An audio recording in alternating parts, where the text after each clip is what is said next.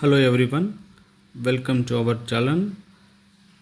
In today's class, we are going to start an important topic from statistics, that is frequency distribution.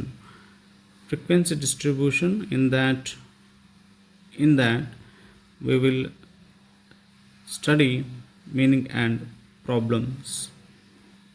ಇವತ್ತಿನ ಒಂದು ಕ್ಲಾಸ್ದಲ್ಲಿ ನಾವು frequency distribution ಅಂದರೆ ಏನು ಮತ್ತು ಅದರ ಪ್ರಕಾರಗಳು, ಅದರ ಮೇಲಿನ ಪ್ರಾಬ್ಲಮ್ಗಳನ್ನು ನೋಡೋಣ. ಫ್ರೀಕ್ವೆನ್ಸಿ ಡಿಸ್ಟ್ರಿಬ್ಯೂಷನ್ ಅಂದರೆ ಏನು ಅಂತ ನೋಡೋದಾದ್ರೆ, frequency means number of items a value appears. Distribution means arrangement. Frequency distribution means that the tabular arrangement of data showing the frequency of each item is called frequency distribution. Frequency ಅಂತಂದರೆ ನಾವು ಮೊದಲ meaning ನೋಡಿದರೆ, number of items a value appears.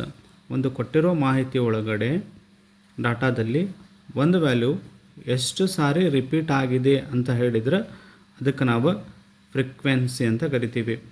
For example ಹೇಳೋದಾದ್ರೆ, students ನೀವು college ಯಾವಾಗ ಒಂದು ವಾರಕ್ಕೆ ಬಿಡ್ತೀಪ್ಪ ಅಂತ ಕೇಳಿದರೆ, ವಾರಕ್ಕೆ ಒಂದು ದಿನ ಬಿಡ್ತೀನಿ ರೀ, 2 ದಿನ ಬಿಡ್ತೀನಿ ರೀ, 3 ದಿನ ಬಿಡ್ತೀನಿ ರೀ ಅಂತ ಹೇಳಿದರೆ ಇದೇನು ಫ್ರೀಕ್ವೆನ್ಸಿ ಅಂತ ಅರ್ಥ. ಒಬ್ಬೊಬ್ಬರು ಕೆಲವು ವಿದ್ಯಾರ್ಥಿಗಳು ನಾವು ಕಾಲೇಜೇ ಬರೋಂಗಿಲ್ಲ ರೀ ಅಂತ ಇರ್ತೀರಿ, ಅದು ಬೇರೆ. ಮತ್ತು ಫ್ರೀಕ್ವೆನ್ಸಿ ಅಂದ್ರೇನು, 1 ವೀಕ್ ಒಳಗೆ ಎಷ್ಟು ದಿನ ಬಿಟ್ಟೆಪ್ಪ ಅಂತ ಹೇಳಿದ್ರೆ ಅದು ಫ್ರೀಕ್ವೆನ್ಸಿ. ಡಿಸ್ಟ್ರಿಬ್ಯೂಷನ್ ಅಂದರೆ ಏನು, ಈ ಒಂದು ನಂಬರನ್ನು ಅರೇಂಜ್ಮೆಂಟ್ ಮಾಡಿ ಟೇಬಲ್ ಫಾರ್ಮ್ ಒಳಗೆ ಬರೆಯೋದಕ್ಕೆ ಡಿಸ್ಟ್ರಿಬ್ಯೂಷನ್ ಅಂತ ನಾವು ಕರಿತೀವಿ. For example marks of students ಅಂತ ನಾವು ತೊಗೊಂಡ್ರೆ ಏನು ಮಾಡ್ತೀವಿ, 10, 20, 30, 30, 20 ಅಂತ ಬರೆದ್ವಿ. ಇಲ್ಲಿ 10 ಅನ್ನೋದು ಎಷ್ಟು ಸಾರಿ ಇದೆ ಈ ಒಂದು ಸೆಟ್ ಒಳಗೆ ಅಂತ ನೋಡಿದ್ರೆ 1 ಟೈಮ್. 20 ಅನ್ನೋದು ಎಷ್ಟು ಸಾರಿ ಇದೆ, 2 ಸಾರಿ ಇದೆ. 30 ಅನ್ನೋದು ಎಷ್ಟು ಸಾರಿ ಇದೆ, ಅದು ಕೂಡ 2 ಸಾರಿ ಇದೆ. It means that this counting itself is the base of frequency distribution. ಎಷ್ಟು ಸಾರಿ ಅಪಿಯರ್ ಆಗಿದೆ ಅಂತ ಕೌಂಟ್ ಮಾಡಿ ಬರೆಯೋದಕ್ಕೆ ನಾವು ಫ್ರೀಕ್ವೆನ್ಸಿ ಡಿಸ್ಟ್ರಿಬ್ಯೂಷನ್ ಅಂತ ಕರಿಬಹುದು. Types off frequency distribution. First one discrete frequency distribution and second one continuous frequency distribution. 2 ರೀತಿಯ ಪ್ರಕಾರಗಳನ್ನು ನೀವು ನೋಡ್ತೀರಿ. ಡಿಸ್ಕ್ರೀಟ್ ಫ್ರೀಕ್ವೆನ್ಸಿ ಡಿಸ್ಟ್ರಿಬ್ಯೂಷನ್ ಅಂದರೆ ಏನು ಅಂತ ನೋಡೋದಾದರೆ, discrete means separate or single value, not a group. Means writing each separate value and showing how many times it appears is called as discrete frequency distribution. Or where the observations or value are independent each other, each observation is separate from others. ಇಲ್ಲಿ ಏನಾಗುತ್ತೆ ಅಂತಂದರೆ, discrete frequency ಡಿಸ್ಟ್ರಿಬ್ಯೂಷನ್ನಲ್ಲಿ ಕೊಟ್ಟಿರುವಂತಹ ವ್ಯಾಲ್ಯೂವು ಅಬ್ಸರ್ವೇಷನ್ಸು ಅಂತ ಏನು ಕರಿತೀವಿ, ಇವು ಒಂದಕ್ಕೊಂದು ಏನಿರೋಂಗಿಲ್ಲ, related ಇರೋಂಗಿಲ್ಲ, ಸಪ್ರೇಟ್ ಇರ್ತವೆ. ಎಲ್ಲವೂ ಕೂಡ ಸಪ್ರೇಟಾಗಿ ನಾವು ರೀಪ್ರೆಸೆಂಟ್ ಮಾಡೋದು ವ್ಯಾಲ್ಯೂಗಳನ್ನು. ಆ ಸಪ್ರೇಟಾಗಿ ಇರೋ ವ್ಯಾಲ್ಯೂವನ್ನು ರಿಪ್ರೆಸೆಂಟ್ ಯಾವ ರೀತಿ ಮಾಡ್ತೀವಿ ಅಂತಂದ್ರೆ, ಅದು ಎಷ್ಟು ಟೈಮ್ ಅಪಿಯರ್ ಆಗೈತಿ ಫ್ರೀಕ್ವೆನ್ಸಿ ಅನ್ನೋದರ ಬೇಸ್ ಮೇಲೆ. ಇದಕ್ಕೆ ನಾವು ಡಿಸ್ಕ್ರೀಟ್ ಫ್ರೀಕ್ವೆನ್ಸಿ ಡಿಸ್ಟ್ರಿಬ್ಯೂಷನ್ ಅಂತ ಕರಿತೀವಿ. And also futures of this discrete frequency distribution. First one is data values are separate. ಪ್ರತಿಯೊಂದು ವ್ಯಾಲ್ಯೂ ಸಪ್ರೇಟ್ ಆಗಿರ್ತೈತಿ, ಇಟ್ಸ್ ಅ ಸಿಂಗಲ್ ವ್ಯಾಲ್ಯೂ ಆಗಿರ್ತೈತಿ. ಆ್ಯಂಡ್ ನೋ ಕ್ಲಾಸ್ ಇಂಟರ್ವಲ್ಸ್, ಯಾವುದೇ ರೀತಿಯ class intervals like 0 to 10, 10 to 20, 20 to 30, ಯಾವುದೇ ರೀತಿ class ಇಂಟರ್ವಲ್ಸ್ಗಳು ಇದರೊಳಗೆ ಇರೋದಿಲ್ಲ. Mostly full ನಂಬರ್ಸ್ಗಳು ಇದರಲ್ಲಿ ಇರ್ತಿರ್ತಾವೆ. And it is a very easy to understand method and use for small data sets. ಭಾಳಷ್ಟು ಲಾರ್ಜ್ ಸ್ಕೇಲ್ ಒಳಗಡೆ ಮಾಹಿತಿಗಳು, ಅಬ್ಸರ್ವೇಷನ್ಸ್ಗಳು, ಡಾಟಾ ಅಂತ ಏನು ಕರಿತೀವಿ, ಅವಿದ್ದಾಗ ಈ ಮೆಥಡ್ ಯೂಸ್ ಆಗೋದಿಲ್ಲ. ಡಿಸ್ಕ್ರೇಟ್ ಫ್ರೀಕ್ವೆನ್ಸಿ ಡಿಸ್ಟ್ರಿಬ್ಯೂಷನ್ ಮೇಲೆ ಒಂದು ಪ್ರಾಬ್ಲಮನ್ನು ಸಾಲ್ವ್ ಮಾಡೋಣ. Prepare discrete frequency distribution. Marks scored by 30 students is as follows. 30 ಸ್ಟೂಡೆಂಟ್ಸದ್ದು ಮಾರ್ಕ್ಸನ್ನು ಕೊಟ್ಟಿದ್ದಾರೆ. ಈ ಒಂದು ಮಾರ್ಕ್ಸ್ಗಳ ಆಧಾರದ ಮೇಲೆ ನೀವೇನು ಮಾಡಬೇಕು, ಒಂದು ಡಿಸ್ಕ್ರೇಟ್ ಫ್ರೀಕ್ವೆನ್ಸಿ ಡಿಸ್ಟ್ರಿಬ್ಯೂಷನನ್ನು ಫ್ರೇಮ್ ಮಾಡಬೇಕು. Solution for this problem. First ನಾವೊಂದು ಟೇಬಲ್ ಹಾಕೋತೀವಿ. ಮಾರ್ಕ್ಸ್, ಟ್ಯಾಲಿ ಸ್ಕೋರ್ ಮತ್ತು ಫ್ರೀಕ್ವೆನ್ಸಿ. ಇಲ್ಲಿ 30 ಸ್ಟೂಡೆಂಟ್ಸದ ಮಾರ್ಕ್ಸ್ಗಳನ್ನು ಕೊಟ್ಟಿದ್ದಾರೆ. ಈ ಮಾರ್ಕ್ಸ್ಗಳನ್ನು ಏನು ಮಾಡಬೇಕು ಅಂತಂದ್ರೆ ಅಸೆಂಡಿಂಗ್ ಆರ್ಡರ್ ಒಳಗೆ ನಾವು ಅರೇಂಜ್ ಮಾಡ್ಕೋಬೇಕು. ಏರಿಕೆ ಕ್ರಮದಲ್ಲಿ ಬರೀಬೇಕಾಗತ್ತೆ.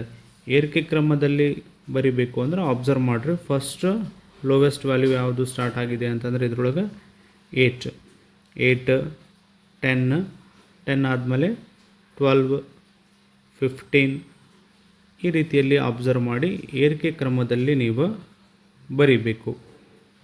ಏರಿಕೆ ಕ್ರಮದಲ್ಲಿ ಬರೆದ್ಮೇಲೆ next tally score. Tally score itself ಏನು ಅಂತಂದ್ರೆ frequency, number of items a value appears. ಒಂದು ವ್ಯಾಲ್ಯೂ ಎಷ್ಟು ಸಾರಿ ಅಪಿಯರ್ ಆಗಿದೆ ಅನ್ನೋದನ್ನು ನೀವು ಇಲ್ಲೇ ಟ್ಯಾಲಿ ಸ್ಕೋರ್ ಒಳಗೆ ಮಾರ್ಕ್ ಮಾಡಬೇಕಾಗತ್ತೆ. ಇಲ್ಲಿ 20 ಫಸ್ಟ್ ವ್ಯಾಲ್ಯೂ 20 ಇದೆ.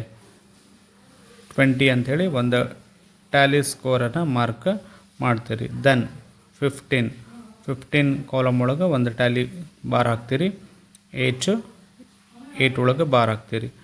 10ಗೆ ಮಾರ್ಕ್ ಮಾಡಿದ್ರಿ. ದೆನ್ 15ಗೆ ಏನಾಯಿತು, ಮತ್ತೊಂದು ಬಾರ್ ಆಯಿತು. ಈ ರೀತಿಯಲ್ಲಿ ನೀವು 30 ಸ್ಟೂಡೆಂಟ್ಸ್ಗಳದ್ದು ಕೂಡ ಟ್ಯಾಲಿ ಸ್ಕೋರನ್ನು ಏನು ಮಾಡಬೇಕು, ಫಸ್ಟ್ ಹಾಕೋಬೇಕು. ಯಾವುದಾದ್ರೂ ಫ್ರೀಕ್ವೆನ್ಸಿ 5ಕ್ಕಿಂತ ಹೆಚ್ಚು ಇದ್ದಾಗ ಏನು ಮಾಡ್ತೀರಿ, ನೀವು 4 ಸ್ಟ್ಯಾಂಡಿಂಗ್ ಲೈನನ್ನು ಹಾಕಿ ಟ್ಯಾಲಿ ಇದಕ್ಕೆ ಏನು ಮಾಡ್ತೀರಿ, ಒಂದು cross line on these 4 lines ಹಾಕಿದ್ರೆ 5 ಅಂತ ಅರ್ಥ. ಮತ್ತು ನೆಕ್ಸ್ಟ್ 6 ಹಾಕೋದಿದ್ದಾಗ ಅದೇ ರೀತಿಯಲ್ಲಿ ಕಂಟಿನ್ಯೂ ಮಾಡಬೇಕು. 5ಗೆ ಒಂದು ಏನಾಗುತ್ತೆ, ಕ್ಲೋಸ್ ಆಗಿರ್ತೈತಿ. ಈ ರೀತಿ ಟ್ಯಾಲಿ ಸ್ಕೋರ್ಗಳನ್ನು ಹಾಕೊಂಡ್ಮೇಲೆ ನೆಕ್ಸ್ಟ್ ಕಾಲಮ್ ಯಾವುದಿತ್ತು, ಫ್ರೀಕ್ವೆನ್ಸಿ ಇತ್ತು. ಈ ಫ್ರೀಕ್ವೆನ್ಸಿಯನ್ನು ಕೌಂಟ್ ಮಾಡಿ ನೀವು ಇಲ್ಲೇ ಫ್ರೀಕ್ವೆನ್ಸಿ ಒಳಗೆ ಬರೀಬೇಕು. 8ಗೆ 1 ಐತಲ್ಲ ಟ್ಯಾಲಿ ಸ್ಕೋರ್, ಅದನ್ನು 1 ಅಂತ ಬರೀಬೇಕು. ಎಲ್ಲವೂ ಕೌಂಟ್ ಮಾಡಿ ನೀವು ಬರಿಬೇಕು. ಟೋಟಲ್ ಮತ್ತು ಕೂಡ 30 ಆಗಿರ್ತೈತಿ. ಇಷ್ಟು ಮಾಡಿದ್ರೆ ಒಂದು discrete frequency distribution table complete ಆಗುತ್ತೆ. Other problem. Represent the following ungrouped data in the form of discrete frequency distribution. 40 ವ್ಯಾಲ್ಯೂಸ್ಗಳನ್ನು ಇಲ್ಲಿ ಡಿಸ್ಪ್ಲೇ ಮಾಡಿದ್ದಾರೆ.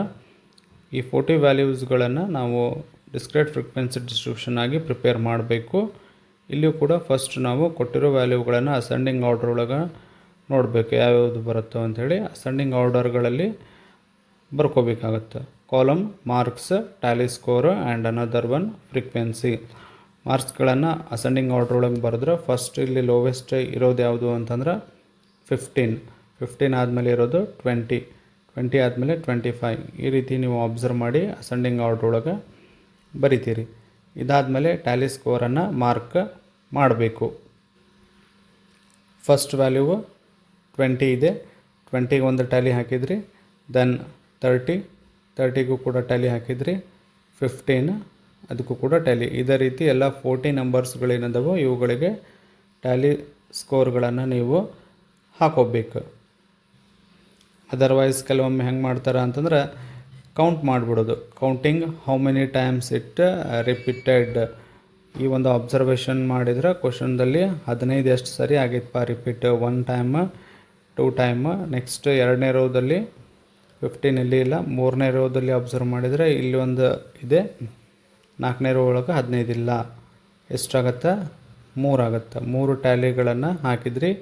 ದೆನ್ ಅದ ಫ್ರೀಕ್ವೆನ್ಸಿ ಒಳಗೆ ನಂಬರ್ ರಿಪ್ರೆಸೆಂಟ್ ಮಾಡಬೇಕು 3 ಅಂಥೇಳಿ. ಈ ಥರನೂ ಕೂಡ ಹಾಕೋಬೋದು. ಯಾವುದು ನಿಮ್ಗೆ ವೇ ಸರಿ ಆಗ್ತೈತಿ ಎರಡರಲ್ಲಿ ಅದನ್ನು ನೀವು ಏನು ಮಾಡಿರಿ, ಹಾಕಿರಿ. ದೆನ್ ಇಲ್ಲಿ ಟ್ಯಾಲಿ ಸ್ಕೋರ್ ಹಾಕುವಾಗ ಇನ್ನೊಂದು 5 ಅಂತ ಬಂದ್ರೆ ಅಥವಾ 5ಗಿಂತ ಹೆಚ್ಚಿಗೆ ಬಂದಾಗ ಏನು ಮಾಡಬೇಕು ಅಂತಂದ್ರೆ 4 ಸ್ಟ್ಯಾಂಡಿಂಗ್ ಲೈನ್, ದೆನ್ ಏನು ಮಾಡ್ತೀರಿ, ಅದಕ್ಕೆ ಒಂದು ಅಡ್ಡಗೆರೆ cross line on above these 4 lines ಹಾಕಿದರೆ ಇದು 5 ಅಂತ ಆಗತ್ತೆ. ಈ ರೀತಿಯಲ್ಲಿ ಟ್ಯಾಲಿ ಸ್ಕೋರ್ಗಳನ್ನು ನೀವು ಮಾರ್ಕ್ ಮಾಡಬೇಕು. ಅದಾದಮೇಲೆ ಕೌಂಟ್ ಮಾಡಿ ಫ್ರೀಕ್ವೆನ್ಸಿಯನ್ನು ನಂಬರ್ ಒಳಗೆ ರಿಪ್ರೆಸೆಂಟ ಬರಿಬೇಕು. ಇಷ್ಟಾದ್ರೆ ನಿಮ್ಮ ಒಂದು ಡಿಸ್ಕ್ರೀಟ್ ಫ್ರೀಕ್ವೆನ್ಸಿ ಡಿಸ್ಟ್ರಿಬ್ಯೂಷನ್ ರೆಡಿ ಆಗತ್ತೆ. ನೆಕ್ಸ್ಟ್ ವಿಡಿಯೋದಲ್ಲಿ ನಾವು ಕಂಟಿನ್ಯೂಯಸ್ ಫ್ರೀಕ್ವೆನ್ಸಿ ಡಿಸ್ಟ್ರಿಬ್ಯೂಷನ್ ಬಗ್ಗೆ ನೋಡೋಣ. ಎಕ್ಸಾಮಿನೇಷನ್ ಪರ್ಪಸ್ 5 ಮಾರ್ಕ್ಸಿಗೆ ಭಾಳಷ್ಟು ಇಂಪಾರ್ಟೆಂಟ್ ಕಾನ್ಸೆಪ್ಟ್ ಇದು ಆಗಿದೆ. ಚಾನಲನ್ನು ಸಬ್ಸ್ಕ್ರೈಬ್ ಮಾಡಿ, ಲೈಕ್ ಮಾಡಿ ಹಾಗೂ ಶೇರ್ ಮಾಡಿ. Thank you.